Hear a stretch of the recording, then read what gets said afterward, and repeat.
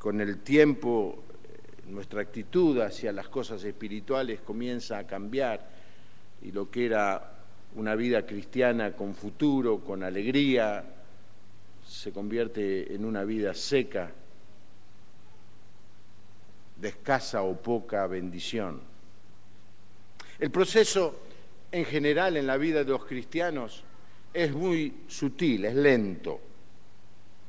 Por supuesto hay gente que se ha portado bien durante mucho tiempo y de golpe comete un grave error y se cae al piso, se cae en un instante. Pero el problema, no estoy pensando en esa posibilidad, sino en la otra posibilidad, mucho más cercana a todos nosotros, de ir deslizándonos de tal manera que casi ni nos damos cuenta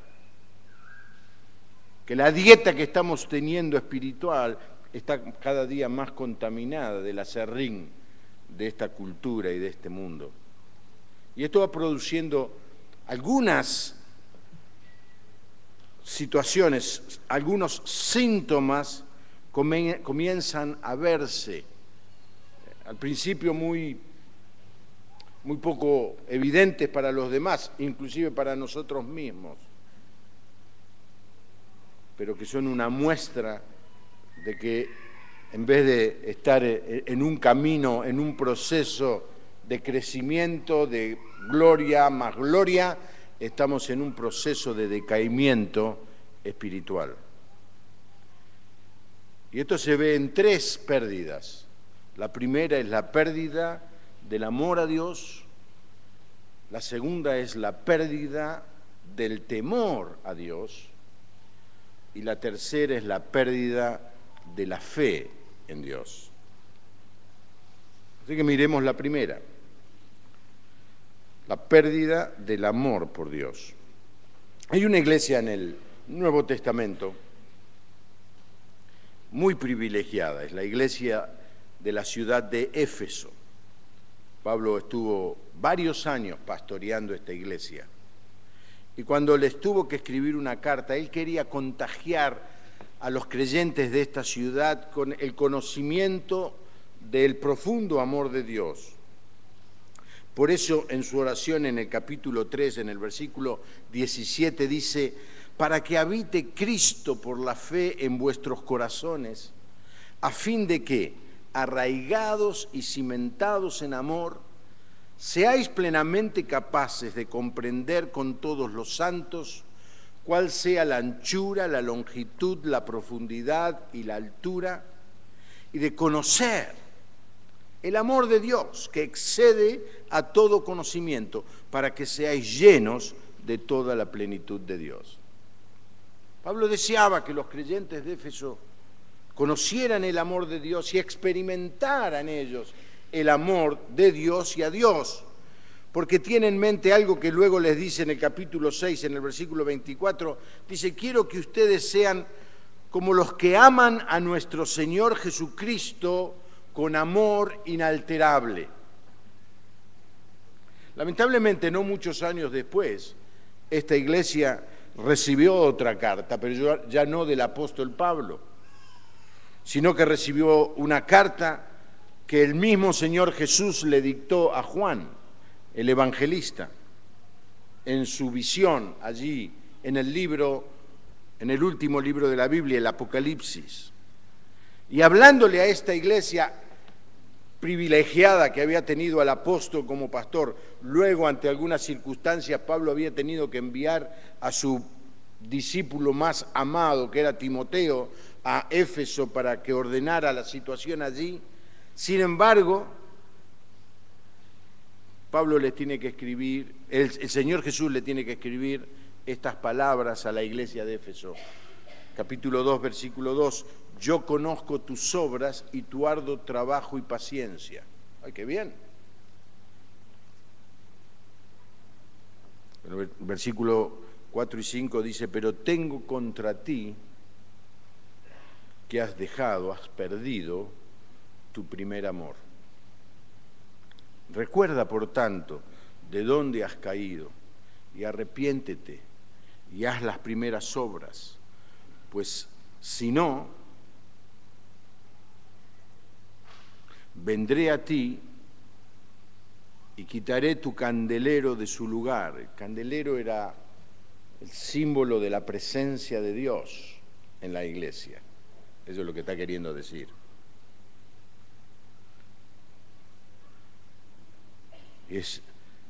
Podemos tomarlo el símbolo de la presencia de Dios en nuestra vida.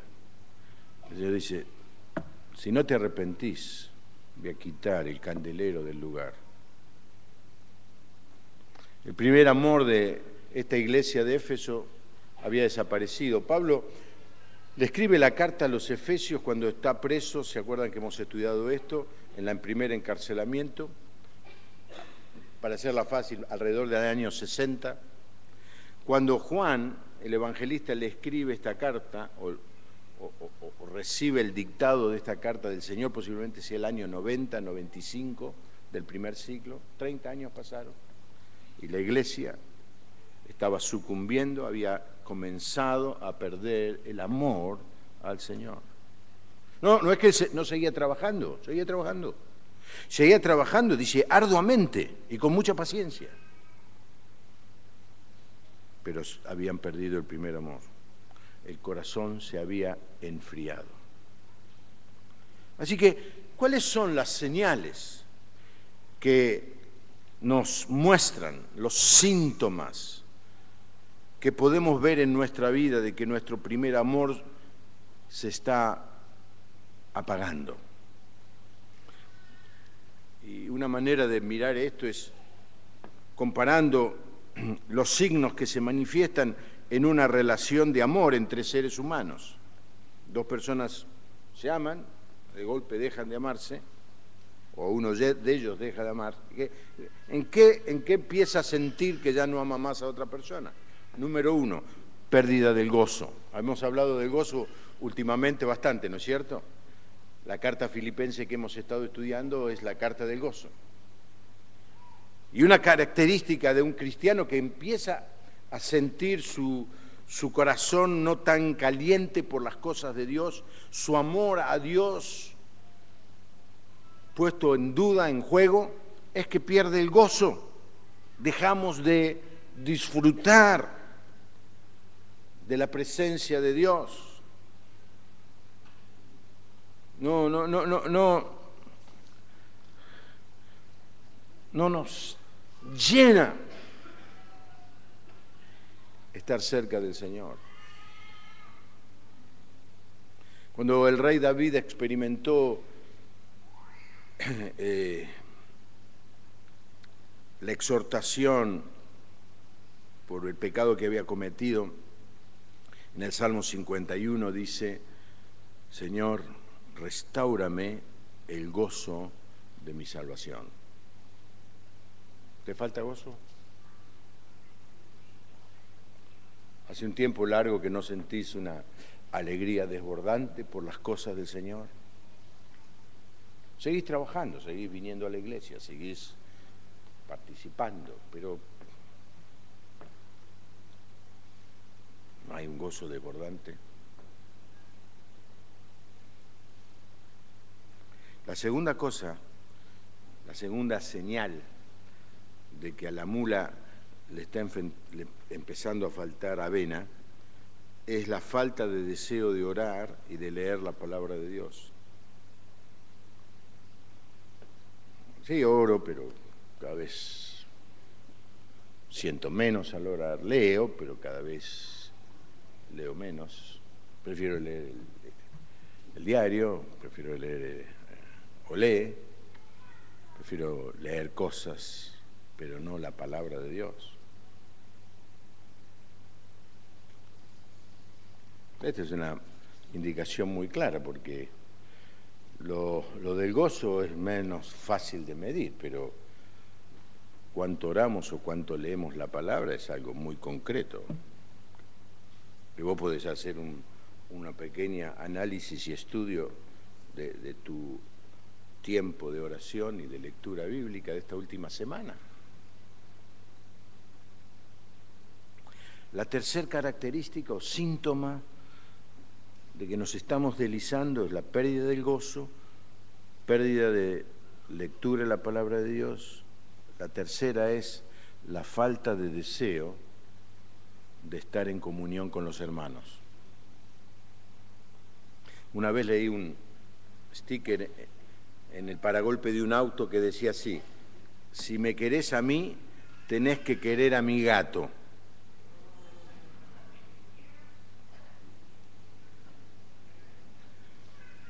Yo quiero decirle que mi señora tiene un gato.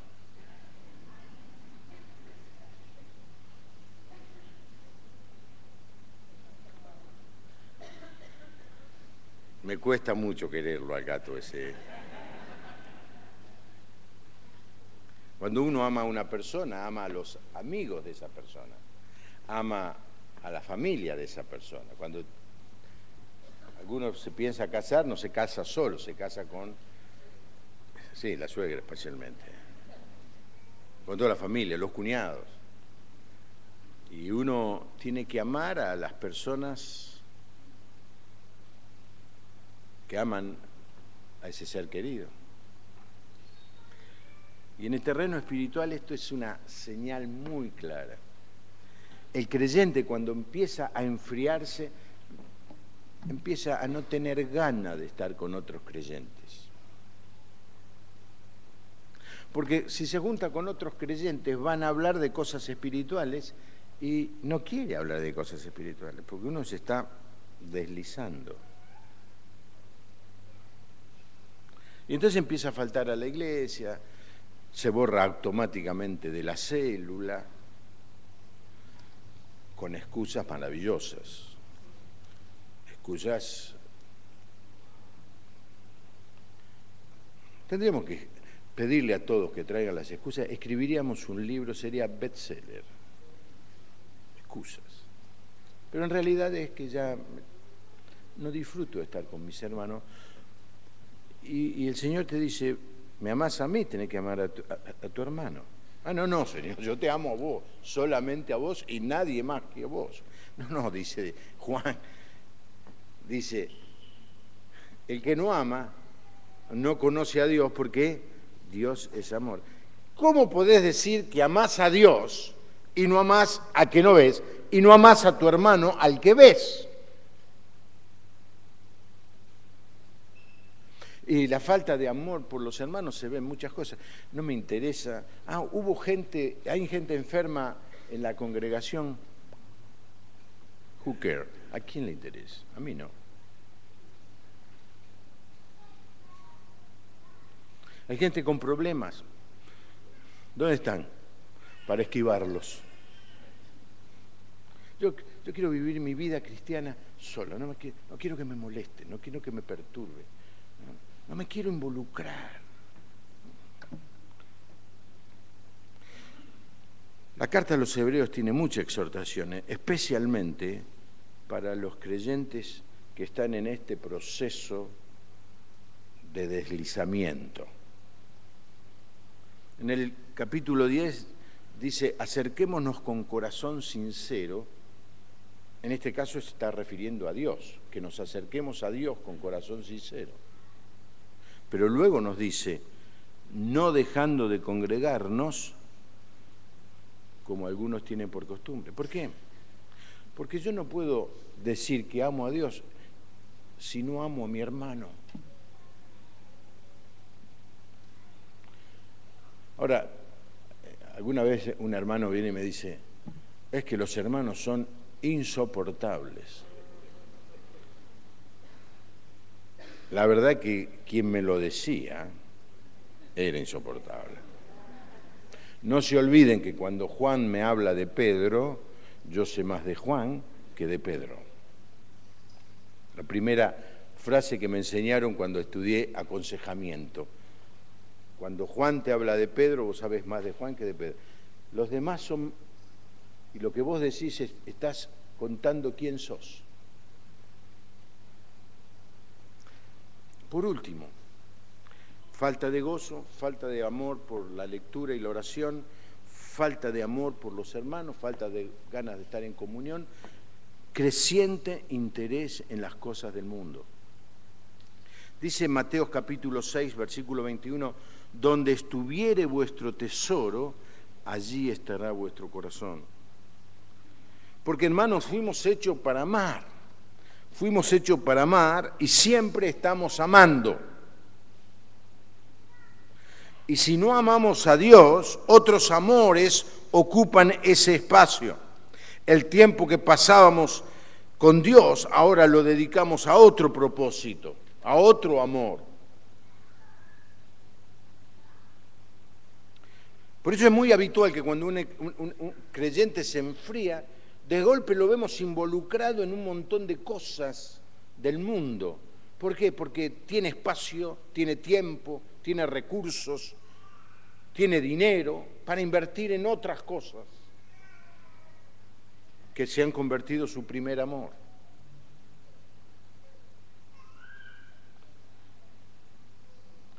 Y encontramos hermanos tan atrapados por las cosas de este mundo,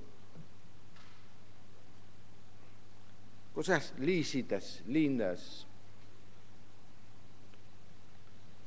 el deporte, el shopping, la pesca, qué sé yo, todas cosas que forman parte de la vida, no es que la tenemos que desterrar de nuestra vida, nadie está diciendo esa tontería, pero cuando se convierten en el primer objeto de mi interés, en el primer pensamiento de mi mente, es que se han convertido en un ídolo para mí. Pérdida del amor por Dios. ¿Cómo está tu amor al Señor? Y no sé, bueno, ¿cómo está tu gozo? ¿Cómo está tu deseo de orar y leer la Biblia? ¿Cómo está tu deseo de estar en comunión con los hermanos? ¿Cómo está tu relación con las cosas del mundo? En segundo lugar, pérdida del temor de Dios. A veces pensamos que el amor a Dios es distinto al temor de Dios, no es así. Están relacionados el amor con el temor a Dios.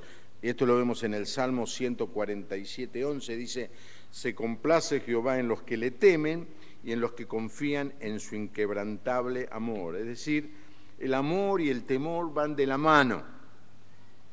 Pero ¿cuál es el signo? ¿Cuáles son los signos, los síntomas de que hemos perdido el temor a Dios?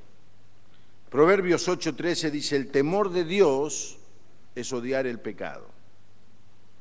Así que, si queremos saber si seguimos teniendo temor a Dios, simplemente analicemos nuestra actitud hacia el pecado.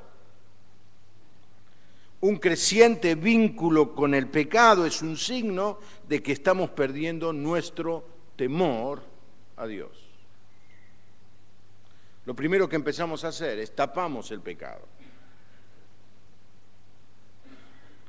Reconocemos que estamos haciendo algo mal y porque tenemos vergüenza lo tapamos. Esto es lo que hicieron Adán y Eva. Se dieron cuenta que habían pecado y se escondieron y luego se vistieron porque tenían vergüenza de su desnudez.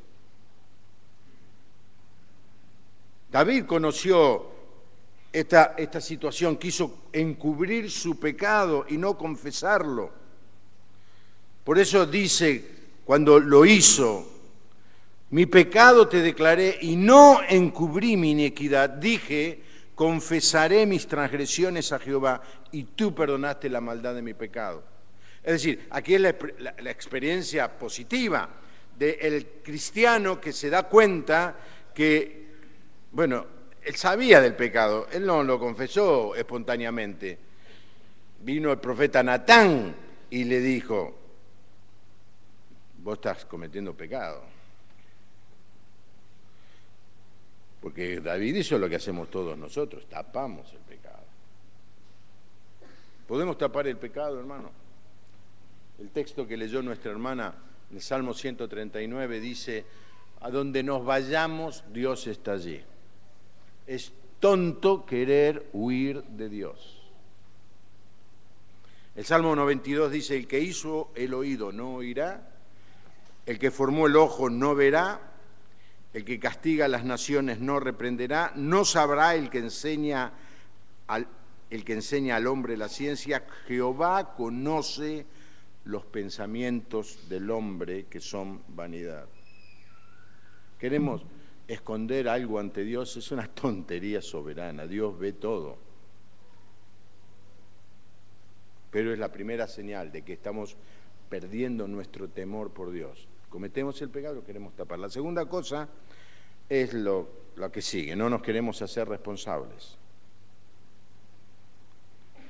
No nos queremos hacer cargo de la responsabilidad. Es lo que hizo Adán y Eva. ¿Qué hicieron Adán y Eva? Primera cosa, Adán le echó la culpa ¿a quién? A Eva. Eva le echó la culpa ¿a quién? A la serpiente. Y los dos le echaron la culpa ¿a quién? A Dios. Y el creyente, cuando pierde el temor a Dios, empieza a vivir una vida de pecado, lentamente, ¿eh? No estoy diciendo que de golpe, no, se empieza a caer, se empieza a coquetear con las cosas del mundo, los vicios, los malos hábitos, las malas costumbres, el mal vocabulario, se empieza a ser parte. Y están todas las excusas que podemos escuchar. No, yo no soy culpable. La culpa no la tengo yo. La culpa la tiene la sociedad. La culpa la tienen mis padres. La culpa la tiene los astros, porque justo el día ese que yo nací, Júpiter no estaba bien alineado con Saturno.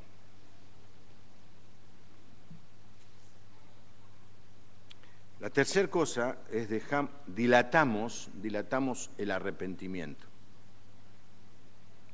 Cuando nos damos cuenta que no podemos seguir echándole la culpa a los demás o a las circunstancias,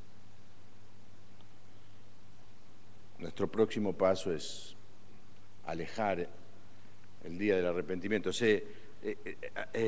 Conoce de Agustín de Hipona, el famoso San Agustín del siglo V, un elemento crucial, un personaje fundamental en el desarrollo de la teología cristiana. Pero su vida anterior a su conversión fue una vida muy promiscua. Era un tipo de una vida muy licenciosa. Y él dice que en esa época oraba así: Señor, dame autocontrol, pero no por ahora. Y como no tengo temor de Dios, no me quiero arrepentir. ¿Qué es arrepentir? Dejar el pecado que estoy haciendo, abandonar lo que estoy haciendo. Arrepentir no es decir, ay, lamento mucho, no, es un cambio de mente. Estoy yendo para allá, el arrepentimiento significa que voy a dar vuelta y voy a caminar para el otro lado. Eso es arrepentir. Y a veces el pecado nos gusta mucho. El pecado es muy dulce. El pecado es muy atractivo. El pecado es muy seductor. A veces queriendo hablar mal de lo que es el pecado, decir, es una porquería. No, es él. Vamos. ¿Hace falta que le explique que el pecado es muy atractivo? Parece que sí, le tengo que explicar porque acá son todos santos. Bájese la aureola un poquito.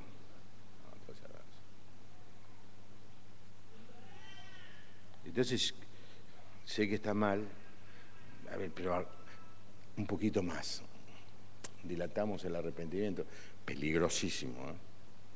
Dice el texto del Salmo 95, si oyereis hoy su voz, ¿qué dice? No endurezcáis vuestros corazones. Así el Señor te está hablando en esta noche. Y vos has venido perdiendo lentamente el temor a Dios. Y estás viviendo alguna situación de pecado. No endurezcas tu corazón. Endurecer el corazón es decir, bueno, ¿cuándo termine este sermón? Vamos a respirar hondo. Ya va a terminar, ya tiene que terminar. Ahora después empezamos a cantar, nos saludamos con los amigos, ya pasó.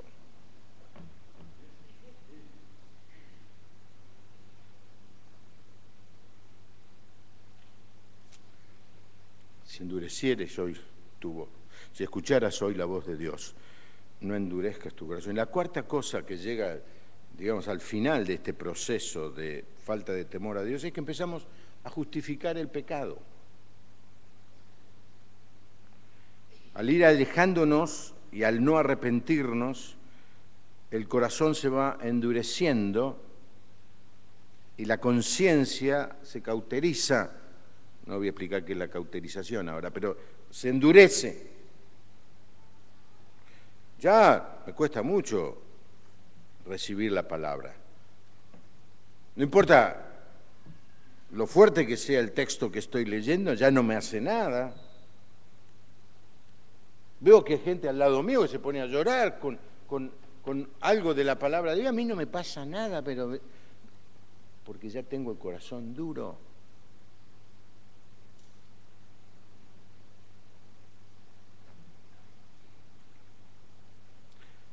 Temo que algunos creyentes de pocos años de vida se sorprendan de este sermón. Pero hay muchos creyentes de muchos años. Se las saben todas. Tienen corazón duro.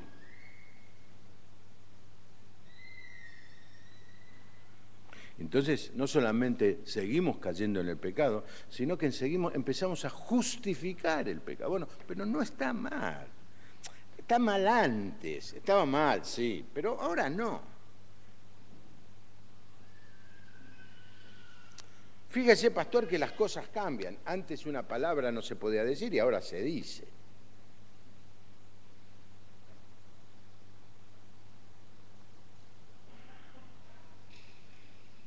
Antes había cosas que no se podían hacer y ahora todo el mundo las hace. Así que esto que estoy haciendo posiblemente ahora esté mal, pero dentro de 10, 15 años lo haga todo el mundo. Por otro lado, ¿quién dice que está mal? Dígame, pastor, ¿dónde en la Biblia dice que no se puede hacer esto? ¿Dónde dice en la Biblia que no se puede navegar por internet viendo pornografía? No dice. Empezamos a justificar nuestra vida y empezamos a justificar el pecado en nuestra vida. Es lo que hizo el rey Saúl. Desobedeció a Dios y cuando el profeta lo exhortó, le quería hacer entender al profeta que no había hecho nada malo. Y el profeta le dice, pero Dios te dijo que está mal eso. Y el tipo seguía discutiendo con Dios. Y muchas veces nos encontramos con personas, fíjense, los proverbios tienen una sabiduría muy fuerte, ¿no? Y acá el Proverbios 30:20 dice, el proceder de la mujer adúltera es así. Mire cómo lo expresa. Come y limpia su boca y dice, no he hecho maldad. El proceder del creyente que justifica el pecado es así. Come, limpia su boca y después dice, no he hecho nada malo. ¿Por qué? Porque ya no hay temor de Dios. ¿Cómo está tu temor a Dios? ¿Cómo lo puedo saber? ¿Y cómo es tu relación con el pecado? ¿Cómo estás manejando los vicios, los hábitos? ¿Cómo son tus relaciones? ¿Cómo es tu vocabulario? ¿Cómo estás usando tu tiempo?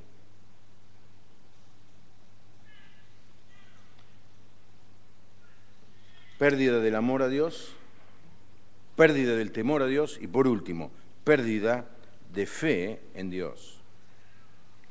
Al no arrepentirnos del pecado, esto nos termina llevando a la incredulidad. Fíjense, el pueblo de Israel no se arrepintió delante de Dios. Y cuando Moisés subió al monte a buscar la revelación de Dios, ellos en pocos días se olvidaron de Dios, renegaron de Dios y construyeron un templo pagano en el desierto, un becerro de oro, y se pusieron a adorarlo. No solamente no temieron a Dios, dejaron de creer en Dios. Yo conozco muchos creyentes que han seguido el mismo camino y comenzaron perdiendo el amor, luego perdieron el temor y luego perdieron la fe en Dios. Y no creen en nada y no pueden creer. ¿Y por qué? ¿Por qué la pérdida de la fe sigue a la pérdida del amor y a la pérdida del temor? Porque cuando uno deja de escuchar la voz de Dios, de leer la palabra de Dios, de exponerse al mensaje de Dios, la fe se debilita, porque la fe viene por oír la palabra de Dios.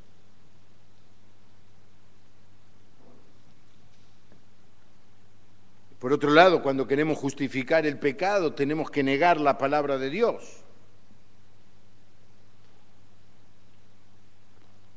Una persona muy querida en la iglesia estaba en contra de una enseñanza que dimos en el año 2007. Entonces vino a discutir con nosotros y empezó a discutir la palabra de Dios, que él había estado enseñando fielmente durante muchos años. Nosotros decimos, pero mirá, puede ser que nos guste o no nos guste. Hay textos en la Biblia que a uno le gustaría que nunca hubieran sido escritos, pero es palabra de Dios, me guste a mí o no.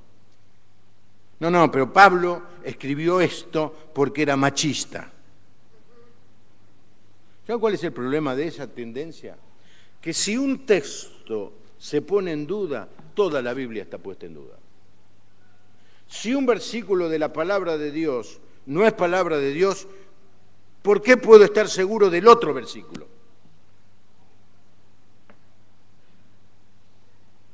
El creyente que entra en esta justificación del pecado tiene que negar la verdad de la palabra de Dios, porque es la que le dice que mal está. Esta es la gran acusación o el gran ataque del diablo a Adán y a Eva. Se acercó a ellos y les dice, así que Dios les ha dicho.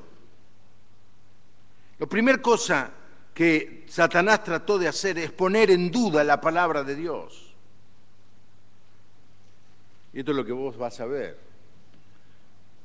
Más y más vamos a ser confrontados en el futuro cercano con ataques a la palabra de Dios.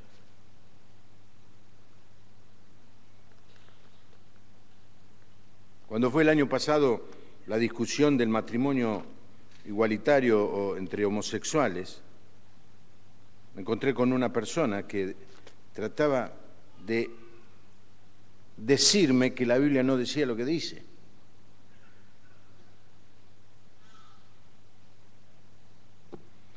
No es cuestión si me gusta a mí, si estoy de acuerdo o no. La palabra de Dios es clarísima en ese punto.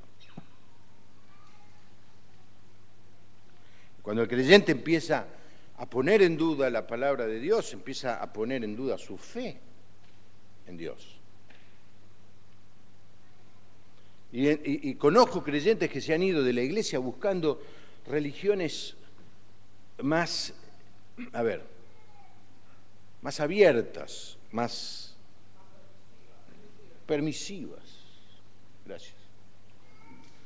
Religiones que me permitan creer cualquier cosa y que todo esté bien. Por eso la nueva era tiene tanto éxito, porque usted puede creer en lo que quiere y puede vivir como quiere.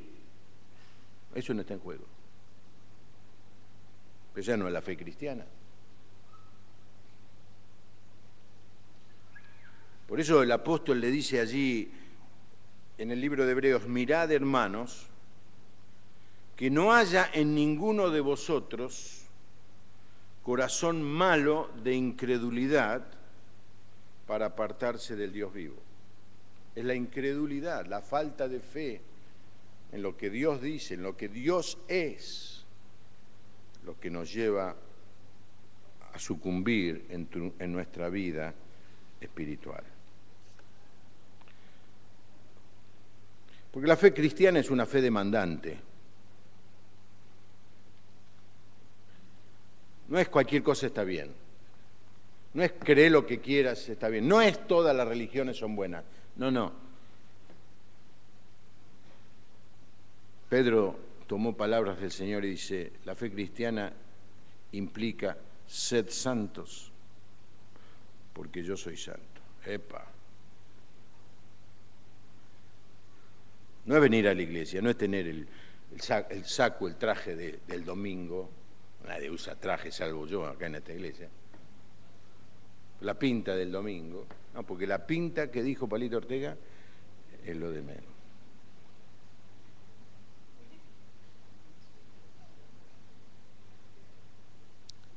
Por último, examinarnos a nosotros mismos. El salmo que leyó Mabel terminó con un pedido a Dios: examíname, oh Dios, y ve si hay en mí camino de perversidad. Es decir, es un pedido: Señor, mírame, ilumina mi vida, ilumina mi corazón, ilumina mi mente. Señor, hay algo que está mal, hay algo que está mal. Pero ahora Pablo dice que es parte de este proceso, que nos tenemos que examinar a nosotros mismos. Dice, examinaos a vosotros mismos si estáis en la fe, probaos a vosotros mismos. ¿Sí? Mira tu corazón. ¿Cómo está tu amor al Señor? ¿Cómo está tu temor al Señor? ¿Cómo está tu fe en el Señor? ¿Hay evidencias de que has perdido el amor? No, este no es un mensaje, porque cuando terminé esta mañana el mensaje, una hermana muy querida me dice, justo predicás este sermón a lo que venimos, y es para los que no vienen. No, es también para nosotros, porque es también para mí, es para mí. O algunos piensan que yo tengo 10 puntos en todos en estos puntos o áreas. No. Cada cual tiene su lucha, ¿no es cierto? No es para mi hermano, es para mí. Yo tengo que examinar, Señor, me expongo a tu mirada. ¿Hay algo en mi vida? ¿Cómo está mi amor a ti, Señor? ¿Cómo está mi temor? Es decir, ¿cuál es mi relación? ¿Estoy coqueteando con el pecado? ¿Estoy dejando que cuestiones de esta cultura y de este mundo se estén haciendo cotidianas en mi vida? ¿Estoy amando más las cosas de este mundo? ¿Estoy tan metido en hacer plata, en progresar, en cambiar el auto, la casa, el LCD? ¿Estoy tan metido en eso que he perdido el amor a ti?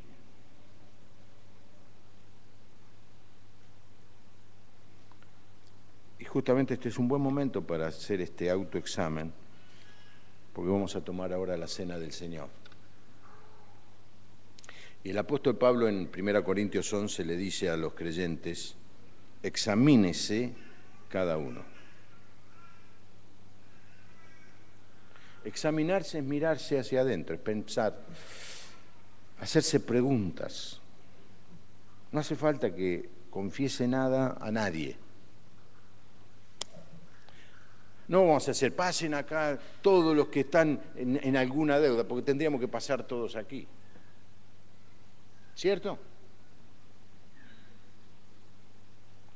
Es para que vos en esta noche tomes la decisión de, Señor, voy a parar de comer aserrín.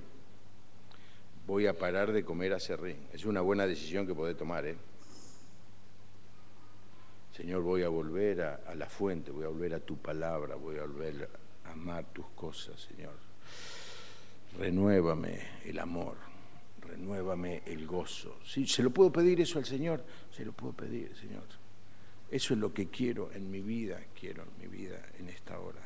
Y hermano, la verdad que es mi deseo que sea esto una experiencia para tu vida personal también.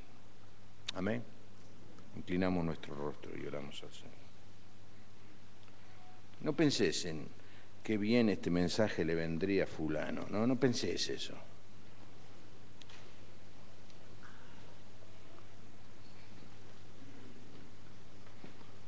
Más bien, si el Señor te habló y si vos sos un cristiano, Vos sabés, cuando Dios te habla, el Señor te ha dicho algo en esta noche, tómate un minuto en silencio, total silencio.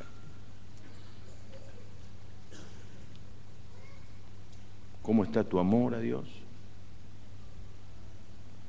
¿Cómo está tu temor a Dios? ¿Cómo está tu fe en Dios? Si te das cuenta que te estás deslizando, es un buen momento para que pares de deslizarte y le digas, Señor, vuelvo a casa. Como el hijo pródigo, pará, no sigas cayéndote en el pozo. Pará, volvé.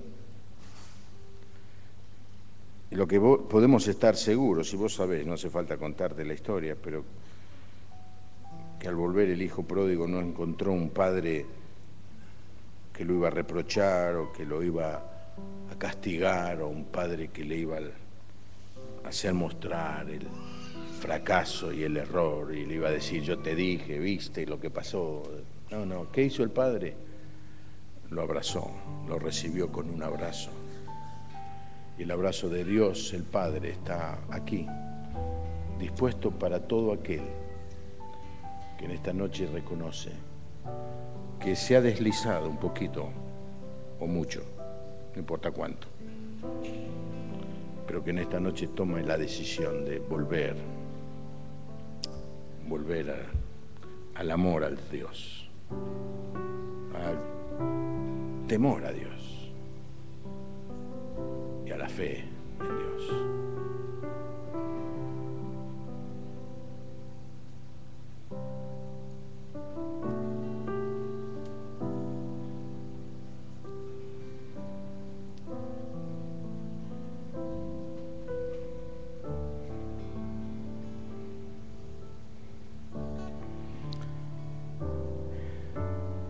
El pan es el símbolo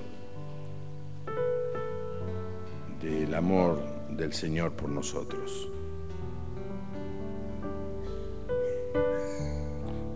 Es sorprendente que el Señor le sirvió el pan a una Judas que estaba al lado de él y lo iba a traicionar, o ya lo había traicionado. Pero también le sirvió a Pedro, que lo iba a negar, y a los otros 10 que iban a salir corriendo. Porque el Señor no está aquí para lastimarte, para ofenderte, para denigrarte, para hacerte sentir una porquería, sino que está el Señor aquí en medio nuestro para ayudarte a que te pongas de pie. Y que digas, Señor, en tu nombre, quiero empezar a amarte otra vez, con todo mi corazón. Quiero temerte, Señor, con toda mi mente. Quiero creer en toda tu palabra, en todo lo que vos sos.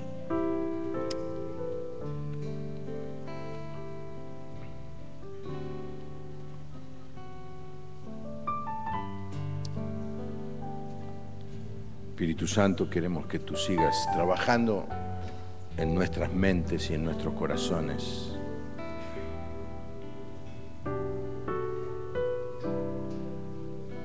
Nos viene bien examinarnos y cada vez que lo hacemos vemos que estamos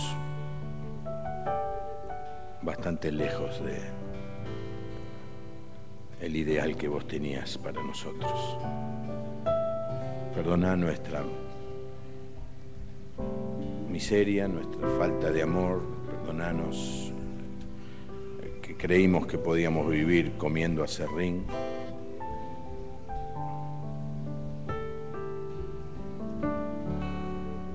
Y Señor, sabemos que tenés los brazos abiertos para recibirnos. Y al participar del pan, y al participar de la copa, que nos recuerdan tu compromiso, tu amor por nosotros. Queremos, Señor, participar de estos símbolos como una expresión de nuestro compromiso contigo. Yo te pido, Señor, por mi hermano, mi hermana que está en esta noche aquí y que ha escuchado tu voz, no la mía, tu voz, perturbándolo, sacudiéndolo.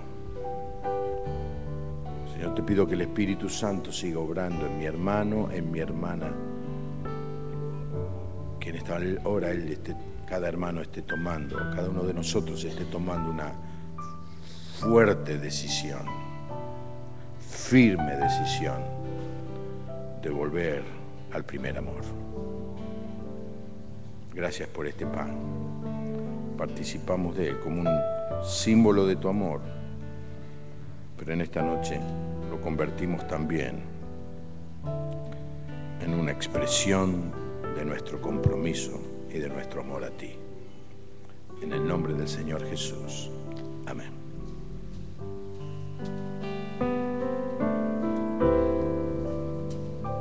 Mientras hace memoria, cante con nosotros.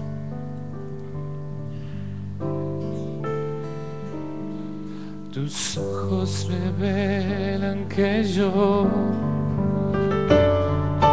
nada puedo esconder, que no soy nada sin ti, oh fiel Señor.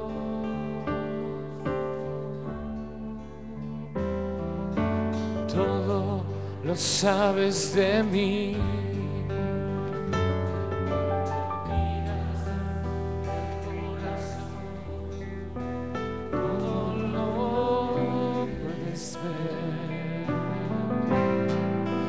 Dentro de mí, lleva mi vida a una sola verdad, que cuando me mira nada puedo ocultar.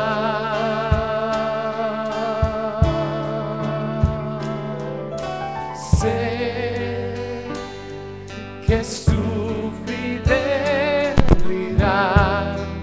que lleva mi vida más allá de lo que puedo imaginar.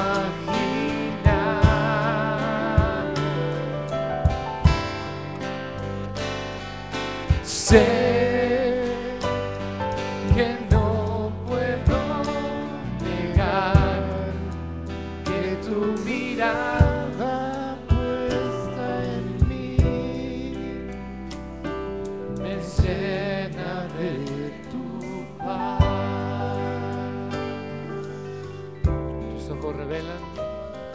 Tus ojos revelan que yo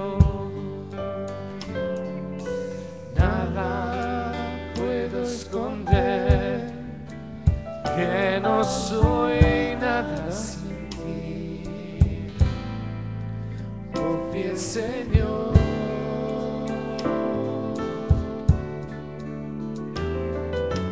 Todo lo sabes de mí, cuando miras el corazón, todo lo puedes ver muy dentro de mí.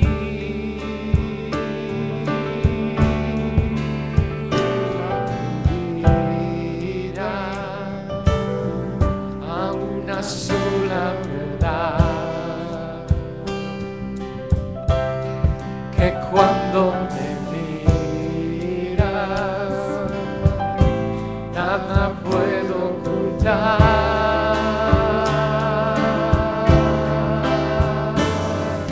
Sé que es tu fidelidad que lleva mi vida más allá de lo que puedo imaginar. Sé que no puedo negar que tu mirada puesta en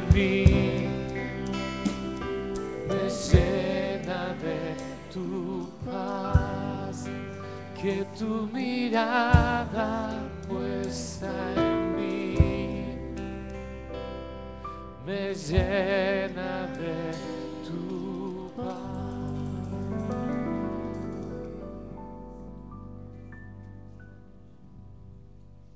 Vamos a dar gracias al Señor por la copa, hermanos. No solamente por la copa, Señor, te queremos dar gracias por tu palabra en esta noche. Te queremos dar gracias por la presencia del Espíritu Santo en medio nuestro que nos ha hablado a lo profundo del corazón. Gracias, Señor, porque vos no nos reprendés para destruirnos, sino dice tu palabra que la sangre de Jesucristo nos limpia de todo pecado. Y ahora, Señor, queremos venir con reverencia ante ti, haciendo de esta sana costumbre de cada domingo celebrar la cena del Señor, con corazones contritos y humillados, Señor, porque tu palabra es fuerte, es potente,